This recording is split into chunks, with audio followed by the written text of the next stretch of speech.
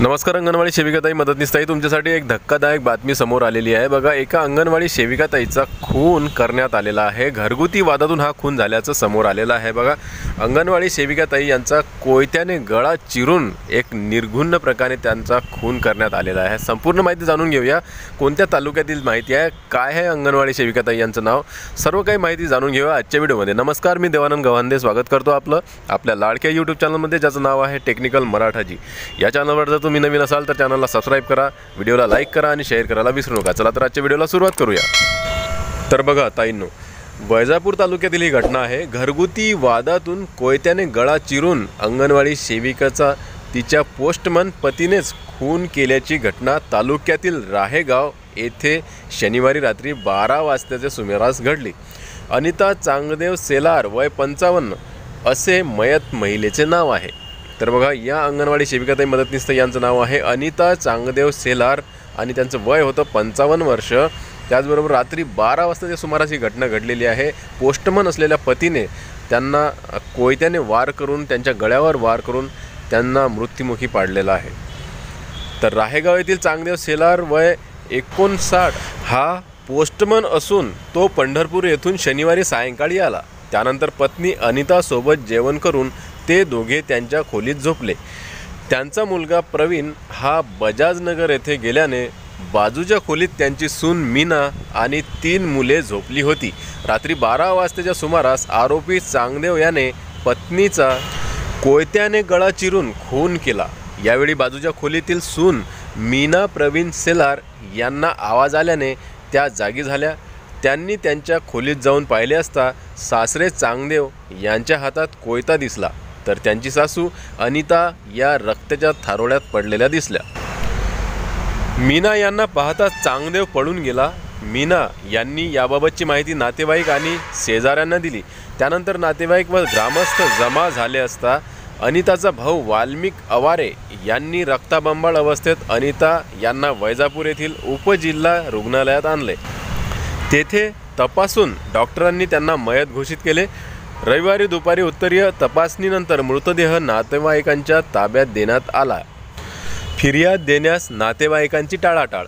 या प्रकरणी मयत अनिता सेलार यांच्या नातेवाईकांकडून फिर्याद देण्यास टाळाटाळ करण्यात आली.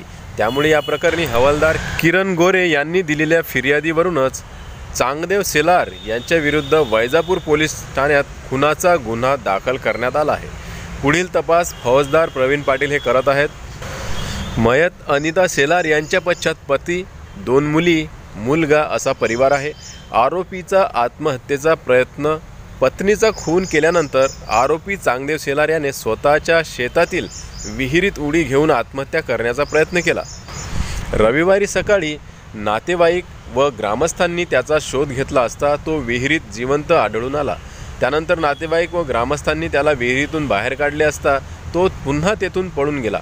त्यानंतर दुपारच्या सुमारास पोलिसांनी त्याला शिऊर येथून अटक केली. तर बघा, अशा प्रकारे एका अंगणवाडी सेविकाताईचा मृत्यू किंवा मर्डर या ठिकाणी करण्यात आलेला आहे. खून करण्यात आलेला आहे. पतीद्वारेच कोयत्याने हिंसक वार करून अंगणवाडी सेविकाताईचा मर्डर करण्यात आलेला आहे. खूप मोठी बातमी सध्याची, आणि आरोपीला अटक करण्यात आलेली आहे. राहत्या घरात रात्री 12 वाजताच्या आसपास हा मर्डर झाल्याचे सांगण्यात येत आहे. परंतु या मर्डर मागचे नेमकं कारण काय हे अद्याप स्पष्ट झालेलं नाही आहे किंवा यामध्ये सांगण्यातसुद्धा आलेलं नाही आहे. तर ज्यावेळी हे कारण माहीत पडेल किंवा याबद्दलची माहिती येणार, आम्ही तुम्हाला लगेच आपल्या चॅनलवर कळवणार आहोत. तर ताईंनो, यामागे कारण कुठलंही असू द्या, पण एक कारण मात्र आणखी यामध्ये असू शकते. कारण की बघा, जे मानधन आहे हे मानधन पुरेसं पडत नाही आहे, हे सुद्धा एक कारण या ठिकाणी असू शकते. कारण की खूप साऱ्या अंगणवाडी सेविकाताई मदतनीस या तणावाखाली असतात, कारण की त्यांना मानधन पुरेशा पडत नाही आहे. जो प्रोत्साहन भत्तासुद्धा त्यांना मिळत नाही आहे, त्याने सुद्धा त्या हैराण परेशान असतात आणि त्यांच्या डोक्यामध्ये टेन्शन असते. आता या बाबतींचा आपल्या जीवनावर सुद्धा असर होतो, हे तुम्हाला लक्षात घ्यावं लागणार आहे. कारण की काही ना काही प्रमाणात जे घरामधील जे वाद असतात हे मानधनावरूनच होत असतात, म्हणजेच की आपल्या इन्कमवरून होत असतात. कारण की आपलं जे पेमेंट आहे तात्पुरतं आहे, तुटपुंजे पेमेंट मानधन आहे, आणि त्यामध्येच आपल्याला सर्व खर्च भागवावे लागतात. तर आता एवढे मोठे खर्च या एवढ्या मोठ्या महागाईच्या काळात एवढ्याशा तुटपुंज्या पगारात कसे होतील, कसे भागतील, आणि त्याचमुळेच कुठे ना कुठे काही ना काही या ठिकाणी या वादाचं रूप मानधनाचाच एक भाग असू शकते असं मला वाटते।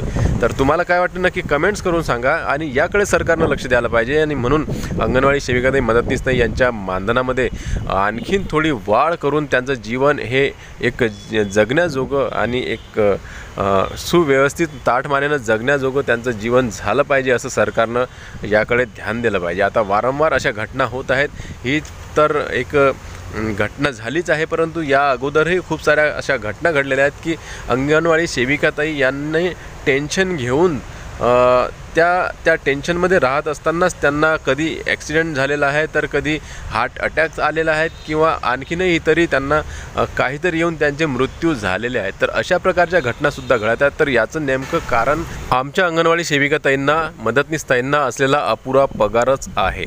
आता तुम्ही माना किंवा न माना, यामुळे खूप सारे वादसुद्धा होऊ शकतात घरामध्ये। आता तुम्हाला माहीतच असेल की काही अंगणवाडी सेविकाताई मदतनीसताई या रिटायर्ड झालेल्या आहेत आणि रिटायर्ड झाल्यानंतर त्यांचं जीवन किती हलाखीचं आहे हे त्यांनाच माहीत आहे। मला खूप साऱ्या कमेंट्स येत असतात आणि त्यामध्ये सांगतायत ते की आमचं जीवन किती हलाखीचं आहे। बघा, औषध गोळ्यांच्या विकत आणण्यासाठी सुद्धा कधीकधी त्यांच्याकडे पैसे नसतात, दुसऱ्यावर अवलंबून राहावं लागते।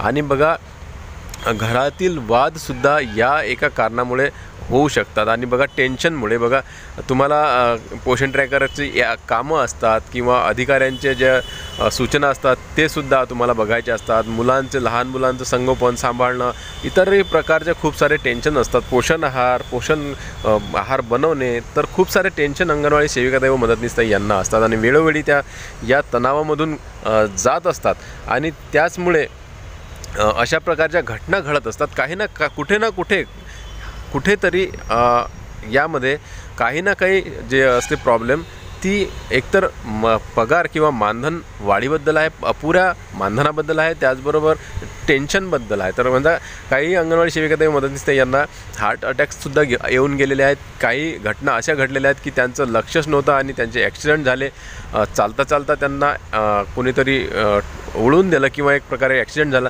तर ह्या घटना अशा होतात की त्या चिंतेत असतात, कारण की पगाराचं टेन्शन, घरचं टेन्शन असते, कसं भागायचं, कसं चालायचं, त्याचबरोबर कामाचं टेन्शन असते, कामाचा ताण असतो। तर अशा प्रकारे त्या सतत आपल्या एक प्रकारे टेन्शनमध्ये असतात।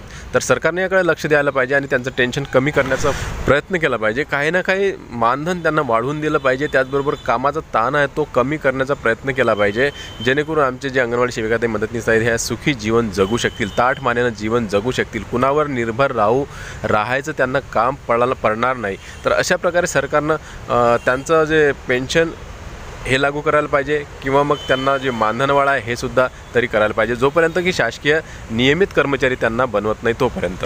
तर बघा, अशा प्रकारे एका निष्पाप अंगणवाडी सेविकेचा खून झालेला आहे।